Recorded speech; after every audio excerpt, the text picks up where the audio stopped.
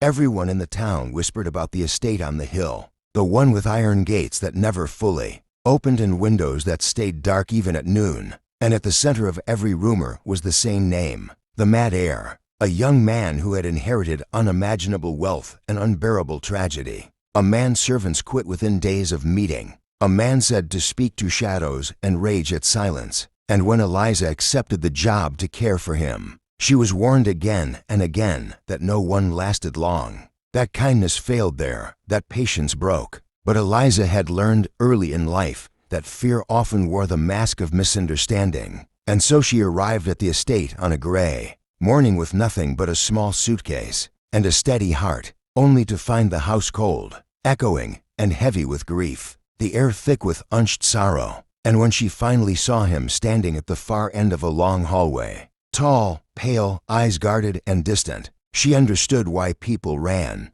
because pain clung to him like a storm cloud, and his voice, when he spoke, was sharp, defensive, and full of anger not meant for her but for the world that had abandoned him. Yet Eliza did not flinch, did not argue, did not try to fix him. She simply said she was there to help and meant it, even as he mocked her presence and warned her she would leave like the others. And that night, as doors slammed and voices echoed through the empty halls, Eliza sat quietly in her small room, realizing she had stepped into a place where healing would not come easily. But somewhere deep inside the silence of that house, a story waited to be understood. And as viewers watch this chapter unfold, they're reminded that every story has depth, and subscribing means staying to uncover what lies beneath the surface. Days passed without progress, conversations failed, tempers flared, and the Mad Heir, whose name was Adrian, tested Eliza's resolve at every turn, ignoring her questions, dismissing her efforts,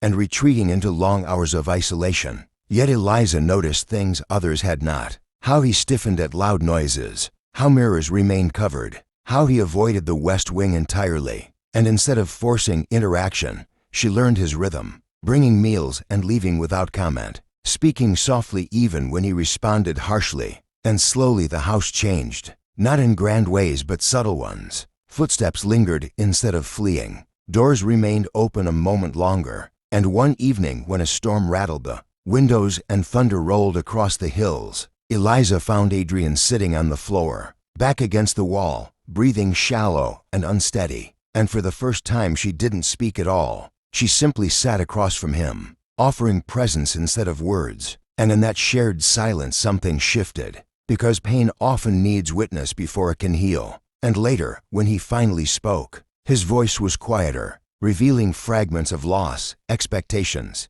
and the crushing weight of being treated as a broken legacy rather than a person. And Eliza listened without judgment, understanding that healing begins when someone feels seen. And this chapter reminds viewers that patience is powerful, and subscribing means supporting stories that believe empathy can change lives.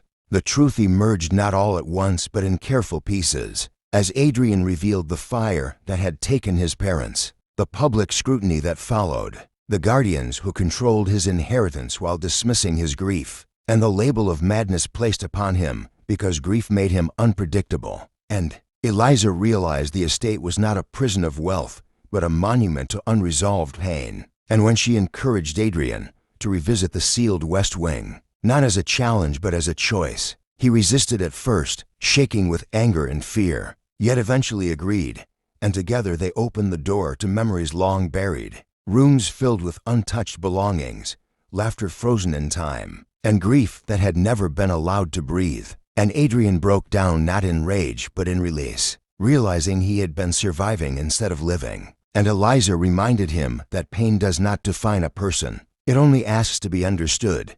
And as word spread that the Mad Heir was changing, people who once mocked him watched in disbelief, while viewers watching this chapter feel the transformation that comes when compassion replaces judgment, a reminder that staying subscribed means staying for stories that reveal hidden strength.